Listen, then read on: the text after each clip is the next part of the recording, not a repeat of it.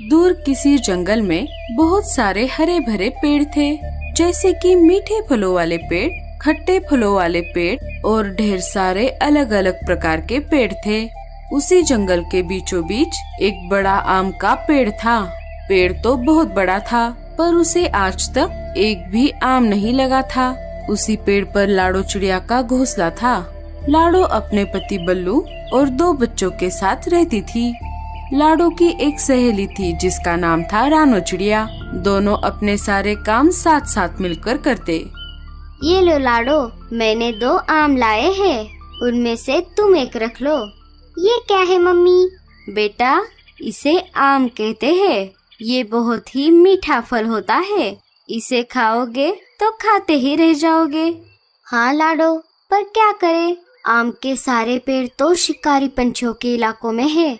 जो कोई भी वहाँ पर जाता है जिंदा वापस लौटकर नहीं आता। मीठे आमों के चक्कर में बहुत सारे पंछियों ने अपनी जान गंवाई है। छोड़ो, जाने दो, मैं चलती हूँ। बच्चे घर पर अकेले हैं। ठीक है रानो, थोड़ी देर बाद हम अनाज जमा करने के लिए निकलेंगे। हाँ ठीक है लाडो। अरे मीनू मौसी, अब बस भी कीजिए, और कितनी देर उड़ना होगा? मेरे पंख दुखने लगे हैं। अरे पगली, ये मीठे मीठे आम खाने हैं तो तुझे घर तक उड़ना ही होगा। शिकारी चीलों के इलाके से आम तोड़कर टूनी और मीनू मौसी वहाँ से भाग रहे थे कि तभी एक शिकारी पंछी उनका पीछा करने लगता है। मीनू मौसी, लगता है किसी ने हमें आम तोड़ते हुए देखा है। अब हमारी खैर नहीं। भागो मीनू मौसी, जल्दी से भागो। अरे, मुझे तेज भागने की जरूरत नहीं है। मुझे तो सिर्फ तुझसे ज्यादा तेज उड़ना है। वो कैसे मीनू मौसी? अरे पगली, तू पीछे रह जाएगी तो वो शिकारी पंछी तुझे ही खा जाएंगे ना। नहीं नहीं मीनू मौसी, ऐसा मत कहिए। मेरे लिए रुक जाइए, मैं भी आपके साथ साथ उड़ूंगी। दोनों जैसे तैसे करके अपने घर तक आ जाती है। घर आते ही दोनों हांफने लग जाती है। हाँ मीनू मौसी, आपने ऐसा क्यों किया? अगर मैं पीछे रह जाती तो वो चील मुझे ही खा जाता। आप बहुत बुरी हो। अरे पगली, अगर मैं ऐसा नहीं करती तो तू सच में पीछे रह जाती। देख, तू अब मेरे साथ है। चल, अब कोई और टपक पड़े, इससे पहले ये आम हम खा लेते हैं। आहा हा हा हा, कितनी अच्छी खुशबू आ रही है। कालू जी, ये इतनी अच्छी खुशबू कहाँ से आ रही है? लगता है किसी ने नया परफ्यूम लाया है। अरे नहीं नहीं गोरी, ये किसी परफ्यूम की खुशबू नहीं है, बल्कि ये खुशबू मीठे आमों की है। लगता है यही आसपास ही कोई आम खा रहा है। गोरी आम की खुशबू की ओर चल पड़ी। लगता है ये मीठे आम की खुशबू मीनू मौसी के घर की ओर से आ रही है। गोरी मीनू मौसी के घर के अंदर चली जाती है। अरे, ये क्यों आ गई? अब इसमें से हिस्सा निकालकर इसे देना पड़ेगा। टूनी, तू देख नहीं रही? हमारे घर मेहमान आई है, उनका स्वागत करो। हाँ मीनू मौसी, आपका हमारे घर में स्वागत है। मीनू मौसी, ये आप क्या खा रही हो? क्या ये मीठा है? अरे नहीं नहीं गोरी, ये तो बहुत खट्टा है। इसे खाकर तो मेरे दांत किटकिटा रहे हैं। कोई बात नहीं मीनू मौसी, इसमें से थोड़ा मुझे खाने को मिल जाए तो बहुत अच्छा होता। हाँ हाँ, क्यों नहीं, रुक जा, मैं एक काम करती हूँ। इसमें से आधा आम खा लेती हूँ, फिर आधा आम तू ले जाना। हाँ मीनू मौसी, ठीक है। मीनू मौसी ने देर न करते हुए अपना आम खाना शुरू कर दिया। उन्होंने थोड़े समय में ही पूरा आम चट कर दिया। ये लो गोरी, तुम्हारा आधा आम। गोरी ने उसे उठाया और अपने घर की तरफ चल पड़ी। पागल कहीं की, मेहनत करूँ मैं और आम खाए ये देखिए कालू जी, आखिर में ये मीठा आम लेकर आ ही गई।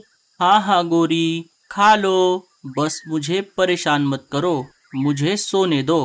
गोरी ने आम खाने की बहुत कोशिश की, पर उसे आम खाया नहीं जा रहा था। अरे, ये आम टूटता क्यों नहीं? कालू ने आम की ओर देखा और जोर जोर से हंसने लगा। अरे गोरी, ये कोई आम नहीं, ये तो आम की गुठली है। ये गुठली तुम कहाँ से उठा लाई? इसका मतलब मीनू मौसी ने मुझे फंसाया है। मीनू मौसी, आपने ये अच्छा नहीं किया। मैं आपको छोड़ूंगी नहीं। अब एक काम करो, इस गुठली को जमीन में गाड़ दो। जब इसका पेड़ बन जाएगा तब तुम्हें ढेर सारे आम खाने को मिलेंगे। हाँ हाँ ठीक है, मैं ऐसा ही करती हूँ। इधर रानो और लाडो अनाज लेकर अपने घर वापस आ जाती है। लाडो, मैं बहुत दिनों से देख रही हूँ तुमने अपना घोंसला इसी पेड़ पर बनाया है। जब पेड़ सूख जाता है तब पंछी दूसरे पेड़ पर जाकर घोंसला बनाते हैं। पर ये पेड़ सूख जाने के बाद भी तुम यहाँ से नहीं गई। हाँ रानो, इस पेड़ को मेरे माँ पिताजी ने लगाया था। उन्होंने कहा था इस पेड़ की देखभाल करना। यह बड़ा हो जाएगा तो तुम्हें ये बहुत सारे फल देगा। जब इसे फल आने वाले थे तब न जाने क्यों ये सूख गया। मम्मा, बहुत देर हो गई लेकिन पापा अभी तक घर नहीं लौट आए। बच्चों, पर पापा कहाँ पर गए हैं? सोनू पापा के पास मीठे आम खाने की जिद कर रहा था। पापा ने सोनू को बहुत समझाया लेकिन सोनू के जिद के आगे पापा की एक न चली। इसीलिए पापा सोनू के लिए आम लाने के लिए चले गए हैं। अरे नहीं, कहीं तुम दोनों के पापा मीठे आमों के पेड़ों के इलाकों में तो नहीं गए? वहाँ तो शिकारी चील रहते हैं। तुम चिंता मत करो लाडो, भाई साहब को कुछ नहीं होगा। वो दोनों बातें कर ही रही थी, तभी घोंसले के बाहर किसी के गिरने की आवाज आई। अरे ये कैसी आवाज है? सब बाहर आ जाते हैं। अजी, ये आपको क्या हुआ? ये सब कैसे हुआ? अजी, आपको क्या हुआ? उठिए ना। लगता है शिकारी चीलों ने इन पर हमला किया है। हमें फौरन इन्हें डॉक्टर उल्लू चाचा के पास लेकर जाना होगा। लाडो बल्लू चिड़े को पंछी एम्बुलेंस में बिठाकर डॉक्टर उल्लू चाचा के पास लेकर आई। डॉक्टर उल्लू चाचा छोटे पेड़ में कुछ दवाई डाल रहे थे।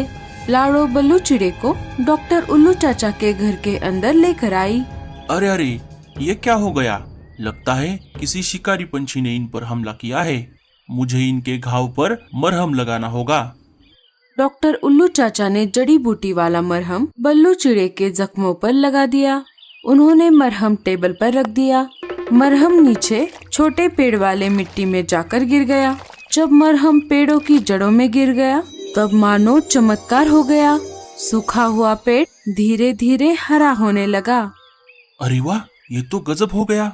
बहुत दिनों से मैं पेड़ों के ऊपर खोज कर रहा था, पर आज जाने अनजाने में ही सही हमें आज बहुत बड़ी सफलता हासिल हुई। बल्लू बेहोशी से जाग गया। आपका बहुत बहुत शुक्रिया चाचा जी, आपने मेरे पति की जान बचाई। मैं जिंदगी भर आपकी कर्जदार रहूंगी। अरे लाडो, शुक्रिया तो मैं तुम्हारा करना चाहूँगा। बहुत दिनों से मैं सूखे पेड़ों को दोबारा हरा बनाने की औषधि बना रहा था, पर उसमें मुझे सफलता नहीं मिल रही थी। पर आज गलती से मुझे वो औषधि मिल गई। उसमें एक जड़ी बूटी की कमी थी। उल्लू चाचा, क्या हम इस औषधि से किसी भी पेड़ को हरा भरा कर सकते हैं? हाँ हाँ, क्यों नहीं। बस तुम्हें जिस पेड़ को हरा बनाना है उसे रोज पानी डालकर उसमें यह मैंने बनाई हुई औषधि डाल देनी है। कुछ ही दिनों में वह पेड़ हरा हो जाएगा और उसे ढेर सारे फल भी आएंगे। लाडो, क्या तुम भी वही सोच रही हो जो मैं सोच रही हूँ? हाँ रानो, उल्लू चाचा, क्या आप हमें ये औषधि बनाकर दे सकते हो? हाँ हाँ, जरूर, क्यों नहीं। बल्लू को देखभाल के लिए यहीं पर रहना होगा। ठीक है चाचा, मैं उनका अनाज और लगने वाली चीजें ला कर दूंगी। कुछ ही देर में डॉक्टर उल्लू चाचा ने औषधि बना ली। रानो और लाडो पेड़ के पास आ जाते हैं। चलो लाडो, हम पानी लाकर पेड़ को डालते हैं। इधर गोरी और कालू मीठे आमों के चक्कर में शिकारी चीलों के इलाके में आ जाते हैं। कालू जी, जल्दी जल्दी आम खा लीजिए। क्या पता बाद में आम खाने को मिलेंगे या नहीं। अरे 4-5 आम खा तो चुका हूँ, और कितना खाऊं? अगर एक और आम खा लिया तो मेरा पेट यहीं पर फट जाएगा। मीनू मौसी, पीछे देखो, पीछे पीछे तो देखो। अरे टूनी, जब भी तू ऐसा कहती है कोई ना कोई मुसीबत खड़ी हो जाती है। पीछे देखने से पहले भागो यहाँ से। दोनों चिल्लाते हुए वहाँ से भाग जाती है। गोरी उनको भागता हुआ देख लेती है और वो भी वहाँ से भाग जाती है। इधर रानो और लाडो ने पेड़ को पानी देना शुरू किया था। 2-3 दिन उन्होंने पेड़ को पानी दिया और डॉक्टर उल्लू चाचा ने दी हुई जड़ी बूटी वाली औषधि डाल दी। तुम दोनों इस सूखे पेड़ को 4-5 दिनों से पानी क्यों डाल रही हो? सूखा हुआ पेड़ क्या कभी हरा होता है भला? मीनू मौसी, आप देखना, हमारी मेहनत जरूर रंग लाएगी और ये पेड़ जरूर हरा होगा। हाय रे, मेरा पति मीठे आमों के चक्कर में मारा गया। अब मेरे बच्चे का क्या होगा? चुप कर गोरी, अपने पति को तूने ही वहाँ पर छोड़ा था, वो भी अकेले। इसमें तेरी ही गलती है। अरे क्या हुआ टूनी, ऐसे आंखें फाड़ फाड़ कर क्या देख रही है? मीनू मौसी, देखो ना, इस पेड़ को तो पत्ते आ रहे हैं। सारे देखते हैं तो क्या, पेड़ सच में हरा भरा हो रहा था और उसको बड़े बड़े आम भी आ रहे थे। लाडो और रानो, आप दोनों का बहुत बहुत शुक्रिया। तुम्हारी वजह से मैं फिर से जिंदा हो गया। अगर तुम दोनों नहीं होती तो मैं ऐसे ही सूख जाता। पेड़ को बोलता देख सब हैरान हो जाते हैं। अरे ये तो आम का पेड़ है, इसका मतलब हमें आम चुराने, मेरा मतलब आम खाने के लिए शिकारी चीलों के इलाकों में नहीं जाना पड़ेगा।